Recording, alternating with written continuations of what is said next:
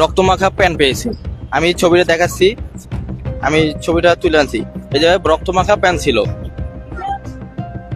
জুতাও ছিল, অসংখ্য জুতা আছে, প্রায় 10-12টার মতো জুতা পাইছি আমি। রক্তমাখা প্যান্ট। এগুলো এগুলো নিচে কয়তলা? এটা নিচে আরো 3 তলা আছে। 3 তলা আছে। জি, এটা ঈশ্বর শিকদারের মতো যেভাবে করা হয়েছে না, মানুষ যখন মাছ দিয়ে মারিয়ে ফেলে, তো সেম ভাবে করা হয়েছে ঘটনাটা। আচ্ছা, নিচে মানে মানে একটু বর্ণনা দেন তো, কি কি দেখলেন? নিচে মানে মানুষ বাইদে রাখার মতো আছে, মানে পানি নিচে যে রডের শিক দেওয়া আছে, যদি বাইদাও রাখে পানিতে ডুবে মারা যাবে, মানে ওঠার কোনো চান্স নাই। নিচে কি পানি আছে? জি, পানি আছে, মানে একটা ফ্লোর একবার ডুবে গেছে, আর নিচে রড বান্ধা, যদি মানুষ পাও দুইটা বাইন্দা যদি ঝুলাই রাখে, মানে ওঠার মতো সিস্টেম নাই, ওই জায়গায় মৃত্যু। আসলে যেমনটা শুনছিলেন, আমরা আরেকজনের সাথে কথা বলবো, তিনি সে জায়গার মধ্যে। আমি পানির পর্যন্ত গেছি, ঠিক আছে, আপনার নিচে এতটুকু পানি আছে, আর সিঁড়ির নিচে একটা গোডাউন আছে, কিন্তু গোডাউনে যাওয়ার কোনো রাস্তা বেশি পাইলাম না। কয়তলা গোডাউনটা? একবার নিচের ফ্লোরে আরো একটা নিচের ফ্লোর আছে, কিন্তু যাওয়ার কোনো রাস্তা নাই। পানির কারণে বোঝা যায় না। পানি কয়তলা? পানি একবার নিচে আন্ডার গোডাউনে বেসমেন্ট একবার নিচে, ওটা নিচে আরো একটা আছে, কিন্তু যাওয়ার রাস্তা নাই। আচ্ছা, আর হচ্ছে আশেপাশে কোনো সুড়ঙ্গ বা হচ্ছে যে কোনো অন্য কিছু দেখেছেন কিনা? আছে, মানে আপনার ওই জায়গা হলো আপনার তো মানে এই সিমেন্টের তোরণ নাই, কিন্তু ওই জায়গায় মাটির স্তূপ আছে, মাটি খুঁজলে নিশ্চয়ই তলে যাওয়ার রাস্তা আছে, কাঁচা মাটি আছে। হ্যাঁ, 3 জায়গায় 3টা পয়েন্ট পাইছি, ওই জায়গা দিয়ে আপনি যাওয়া যাবে। ধানমন্ডি 32 নাম্বার যদি এই হয় যে এটার নাম জাদুঘর, যেখানে 5 তলা বিশিষ্ট মাটির নিচে যদি মানুষ হত্যা করার জন্য আয়নাঘর প্রতিষ্ঠিত করা হয়, সেটার নাম তো আর জাদুঘর হতে পারে না, সেটা তো মরণ ছেল। এটা তো আরো 10 বছর 20 বছর আগে ওখান থেকে উৎখাত করা উচিত ছিল। বাংলাদেশের মানুষ অনেক দেরিতে করে ফেলেছে। আমি সুষ্ঠু তদন্ত চাই। শেখ হাসিনার বাড়ির নিচে এরকম করে 5 তলা বিল্ডিং এর সুড়ঙ্গ পথে আয়নাঘর তৈরি করে কাকে কাকে হত্যা করেছে, এটার সুষ্ঠু তদন্ত এবং বিচার করতে হবে। বাংলার জনগণের কাছে সেটা উপস্থাপন করতে হবে। আজ তার নিজের পৈতৃক বাড়ির নিচে পর্যন্ত আয়নাঘর প্রতিষ্ঠা করেছে। না জানি সমগ্র বাংলাদেশটাই আয়নাঘর বানিয়ে ফেলেছে। না জানি আওয়ামী লীগের সমগ্র অফিসগুলো, না জানি আওয়ামী লীগের প্রত্যেকটি কার্যক্রমগুলো দলীয় প্রত্যেকটি স্থাপনার মধ্যেই আয়নাঘর তৈরি করেছে। আজ আমাকে সেটাই বলতে হচ্ছে। গা শিউরে ওঠার মতো তথ্য বের হয়েছে ধানমন্ডির 32 নম্বরের বাড়ি থেকে। আমরা বাংলাদেশের জনগণ এতদিন পর্যন্ত জেনে এসেছি যে শেখ হাসিনার নেতৃত্বে সারা বাংলাদেশের বিভিন্ন প্রান্তে আয়নাঘর প্রতিষ্ঠিত হয়েছে। বিশেষ করে ঢাকার বুকে গোপন আয়নাঘরে বাংলাদেশের দেশপ্রেমিক নাগরিকদেরকে, যাদের কি শেখ হাসিনা মনে করত যে তারা বেঁচে থাকলে, তারা উন্মুক্ত থাকলে শেখ হাসিনার সকল অপকর্ম প্রকাশ পাবে, তাদেরকে জোর করে জুলুম করে গুম করে সেই আয়নাঘরে বন্দি রাখা হতো। কাউকে গুম করে সরাসরি হত্যা করা হতো, কাউকে গুম করে সেখানে আয়নাঘরে নিয়ে তারপরে বন্দি রাখতো। যেমন গত কয়েকদিন আগে, 6 মাস আগে 5ই আগস্টের পরে যখন বাংলাদেশ স্বাধীন হয়েছে, তখন 2 জন আয়নাঘর থেকে সদ্য মুক্তি পেয়েছেন। একজন ছিলেন গোলাম আজম সাহেবের সন্তান আমান আল আজমি, সেনাবাহিনীর সাবেক সিনিয়র কর্মকর্তা। দ্বিতীয় আরেকজন ছিলেন মীর কাসেম আলীর সন্তান ব্যারিস্টার আরমান। এই 2 জনকে তারা লোমহর্ষকভাবে নির্যাতন করে, নিপীড়ন করে, পরিবারের সাথে যোগাযোগ না রেখে আয়নাঘরে বন্দি রেখেছিল। গতকালকের আমরা দেখলাম ঠিক একই চিত্র। ধানমন্ডির 32 নম্বর বাড়িতে যখন জনগণ গিয়েছে সেই বাড়িটিকে ঘুরিয়ে দেওয়ার জন্য, সেই সময় তারা খোঁজ পেয়েছে ধানমন্ডি 32 নম্বর বাড়ির পিছনে আপনার যে নিচে 5 তলা পর্যন্ত গভীর বিল্ডিং রয়েছে, যেই বিল্ডিং এর 1 তলা থেকে আরেক তলা সুড়ঙ্গের মতো পথ রয়েছে।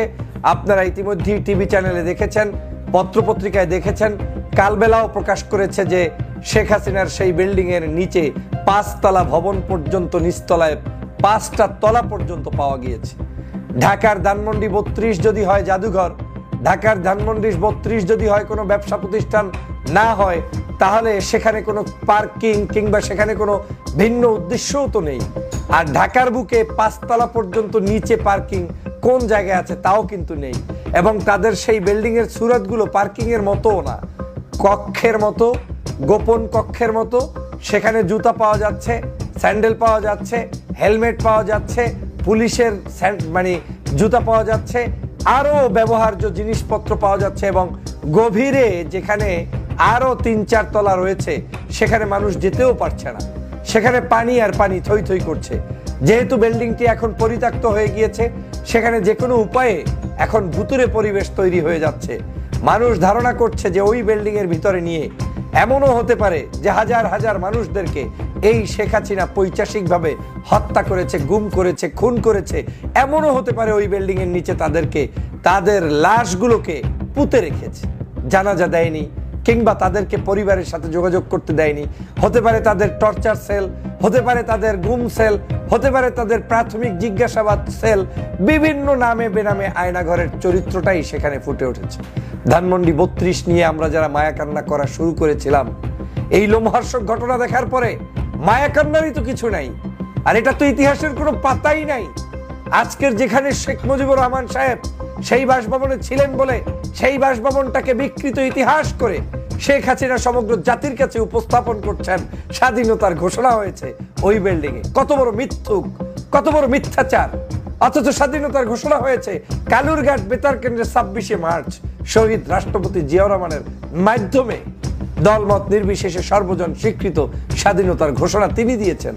তাজউদ্দিন সাহেব বারবার রিকোয়েস্ট করার পরেও শেখ মুজিবুর রহমান যখন গ্রেপ্তার হয়, তখন তিনি সেই স্বাধীনতার ঘোষণা পর্যন্ত লিখেও যায় নাই, বলেও যায় নাই, যে কারণে শেখ মুজিবুর রহমান সাহেবের সাথে তাজউদ্দিনের মনস্তাত্ত্বিক দূরত্ব তৈরি হয়। তখন তাজউদ্দিন সাহেব বারবার বললেন, তখন শেখ মুজিব বিরক্ত হয়ে বললেন, যাও হরতাল দিয়েছি, এটা নিয়ে আনন্দ করো, এটা নিয়ে ব্যস্ত থাকো, আর কিছু নয়। তো যে লোকটি স্বাধীনতাই চায় নাই, সেটা হয়ে গিয়েছে ধানমন্ডির এখন 32 নম্বর স্বাধীনতার কেন্দ্রবিন্দু। এই সব অথর্ব মিথ্যাচার জনগণের উপরে চাপিয়ে দেওয়ার কারণেই গত 16টি বছর বাংলাদেশের সত্যিকার ইতিহাসে দেশের জনগণ জানতেও পারে নাই, লিপিবদ্ধও হয় নাই। মূর্খ মিথ্যাচার দিয়েই যা বানানো হচ্ছে তাই। যেমন মাঝে মাঝে দেখবেন রাস্তার মোড়ে হঠাৎ করে কোনো একজনের একটা কবর, 10 দিন পরবেন লাল সালু, 1 বছর পরে দেখবেন ওখানে একটা ওরস শুরু হয়ে গিয়েছে। কে মারা গিয়েছে তাও কেউ হয়তো জানে না, কিন্তু একটা মাজার বানিয়ে ফেলেছে। আওয়ামী লীগের অবস্থা তাই হয়েছে। কোন অস্তিত্ববিহীন বাংলাদেশের বিভিন্ন জায়গায় তারা এরকম ইতিহাস বিক্রি করে স্বাধীনতাটাকে পরিবারের কাছে নিয়ে এসেছে। যাই হোক, সেটা ভিন্ন আলোচনা। ধানমন্ডি 32-এ উনি কি করে না করে, পূজা করে না, আনন্দ উৎসব করে না, তাবলিগ জামাত করে না, হেফাজতে ইসলাম করে না, মাহফিল করে না, আপনার দল করে না, কি করে এটা আমার দেখার বিষয়। ওইটা তো আর যাইতে পারি না ভয়ে। তারপরে এই যে মাঝখানে আবার এই সাইডে এমন একটা বিশাল একটা গোডাউন আছে, এই গোডাউনে ঢোকার, গোডাউনটা যে এই পাশে সিঁড়ির পাশে, এটা নিচতলা, ওই সাইডে যাওয়ার জন্য চেষ্টা করছি, যাইতে পারি নাই, রাস্তা পাই না। হ্যাঁ, পানিটা না থাকলে বলা যাবে, পানি নিচে তো বলতে পারি। আর সিঁড়ি খুঁজছি, সিঁড়ি পাই নাই, সিঁড়িটা খোঁজার জন্য চেষ্টা করছি, পাই নাই। আচ্ছা, আমরা ভেতরে আমরা প্রবেশ করব। আমরা যাচ্ছি ভিতরে, যে জায়গাটির মধ্যে আয়নাঘরের কথা বলা হয়েছে, ঠিক সেই জায়গাটিতে আমরা দেখানোর চেষ্টা করব কি দেখা যাচ্ছে ভেতরে। যে আয়নাঘরের কথা বলা হচ্ছে, ঠিক গতকাল থেকে কিন্তু এই আয়নাঘরের কথা কিন্তু বলা হচ্ছে যে ধানমন্ডি 32 নম্বরের শেখ মুজিবের যে বাড়িটি রয়েছে, ছাত্র জনতা যেটি হচ্ছে যে বুলডোজার দিয়ে অভিযান চালিয়ে ভেঙে দেয়। ভেঙে দেওয়ার পরের দিন সকালবেলায় কিন্তু এই আয়নাঘরের সন্ধান পাওয়া যায়। সাধারণ মানুষ অভিযোগ করছে যে এটি আয়নাঘরে হবে, কারণ হচ্ছে যে এত বড় বিল্ডিং এর নিচে কেন এতগুলো ফ্লোর রয়েছে।